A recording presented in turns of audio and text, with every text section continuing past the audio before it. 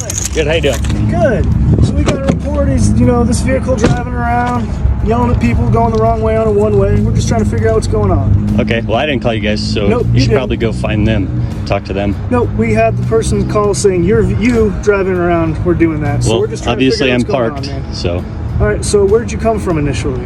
that's none of your concern. Well, yeah, it is because I'm here investigating the situation, man. Okay, what You got crime your have I ID? committed? Well, driving the wrong way on a one-way. Can you show me where Can you show me where I went a wrong way? Like I said, man, we're You just can go trying talk to the figure bank things out. manager because they have already talked about this, Okay. and I'm not answering any of your questions. So then why did we get a call? Again, not answering your questions. Okay. Why did we get a phone call about you? Why don't you driving call the wrong way? person who made the call and then find out from them why you received a call? They told us you. Okay, drove the again, wrong I'm not way, asking and then or yelled answering at any you, and then questions. yelled at them when they Again, contacted you. I'm not answering any questions. Do you have your ID, sir? Again, what crime have I committed and what crime have I been... All right, guys, buckle up. Because right out of the gate, this video drives home one message. Knowing your rights changes everything. Two officers respond to a complaint, convinced they can detain and demand identification based purely on someone else's word.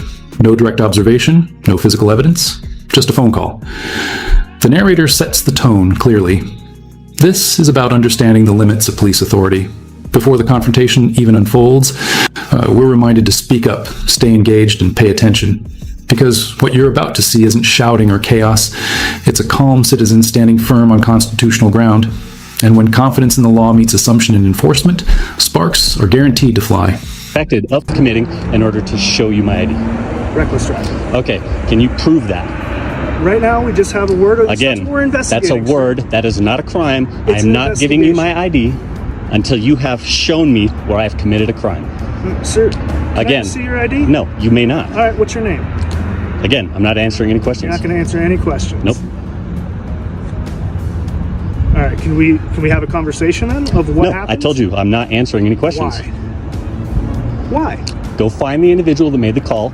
You have business with them. You don't have any business with me. No, I do we not have consent. business with you. No, you because don't. You're the one. They're called about you.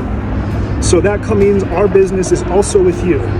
We have to contact the RP. We're going to contact that individual, but we also need to talk to you as well. There's two sides to every story, right? They're giving their side of the story.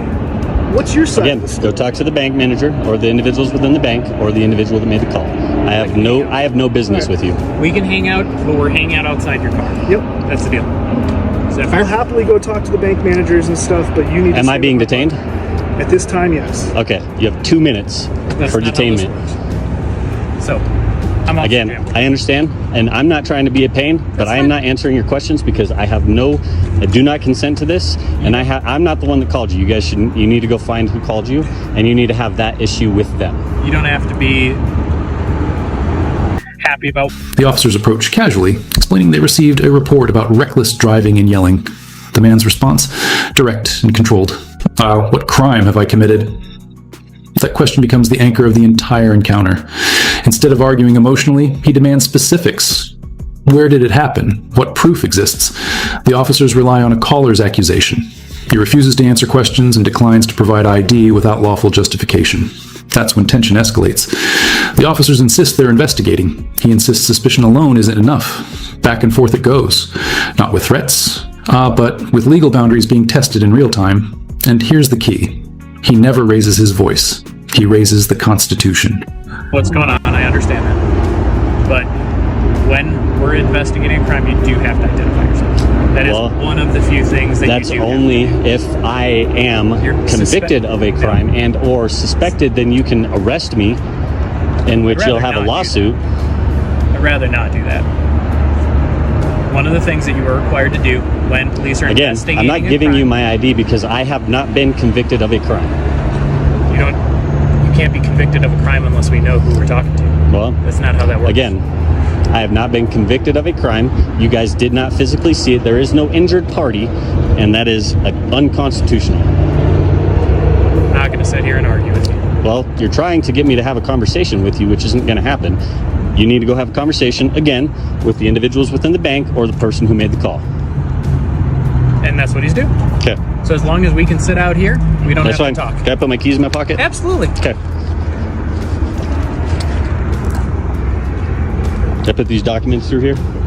Yeah. There's nothing in them. No worries. It's just what I came to the bank for. Nope. As long as pen. yep. As long as we can stay outside, I'm- then I don't have any issue. That's fine.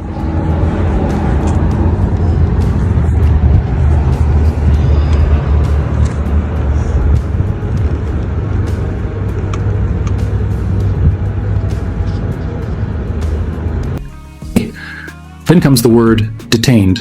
The officers say yes, he's being detained. Immediately, he sets a mental clock and clarifies he does not consent.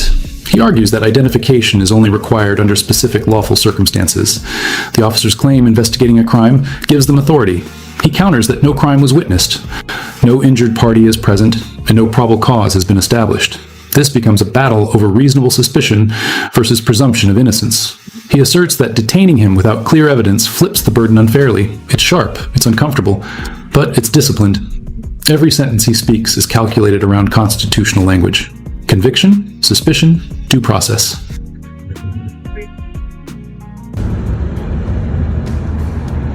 And to answer your question before, I don't know if you got the answer. The suspected crime is careless driving. Okay, well, I want to see I'm proof. I'm not I want to see looking at proof. arguing with you. I'm just telling you. You asked the Show me. question, I'm answering. I get that. I don't have a video camera in my Okay. car that watched you do it. Then you I'm cannot be the injured I'm not party trying then. to argue with you. I get that. I'm just telling you. But you cannot be the injured party. You cannot convict me of a crime right now. Correct. I'm not in because court. you are not the one that saw the supposed or alleged thing happen. That'd be a witness. I'm a cop. Exactly. And so right now you're unlawfully detaining me because you have no proof other than somebody's account of something that may or may not have happened. Therefore, you are accusing me of being guilty instead of presuming innocence. Yes, you are, because otherwise I would not be quote unquote detained right now, and I could get in my vehicle and I could travel away from this area. This is no different than a traffic stop. This is different than a traffic stop because you have unlawfully detained me with the quote unquote reasonable suspicion of committing a crime, which you do not have any witness, which I have the constitutional right per my 6th Amendment to see my witness. Where is this witness? You have a right to confront your witness Yes. in a court. Okay. That's how that works.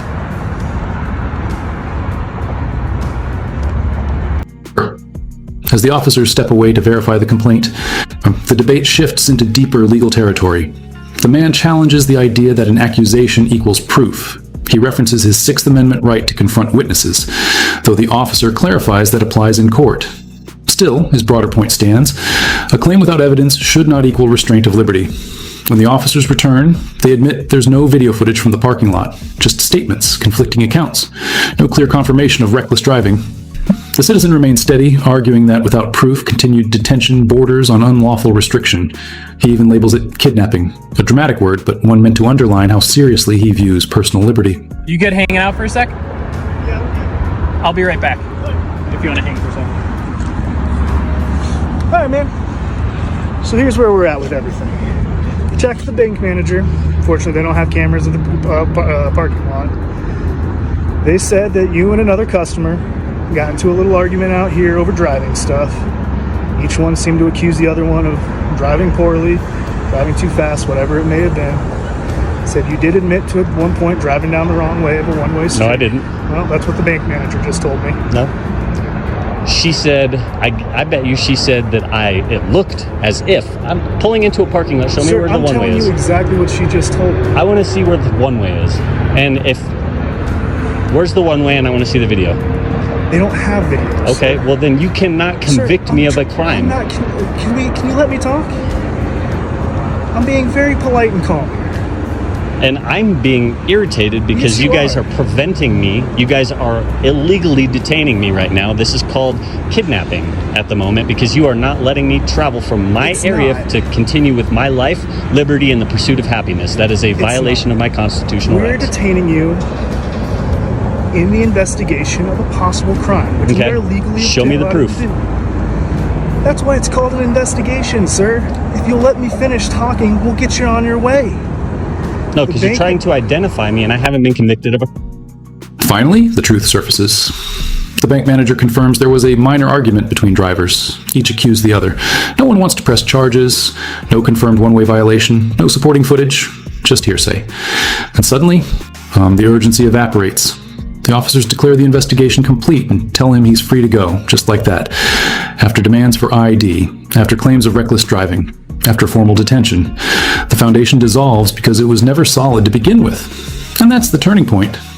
Authority backed down not because of emotion, but because the facts didn't hold up under scrutiny. Crime. I have not committed a crime either. So legally, if No, we not are legally.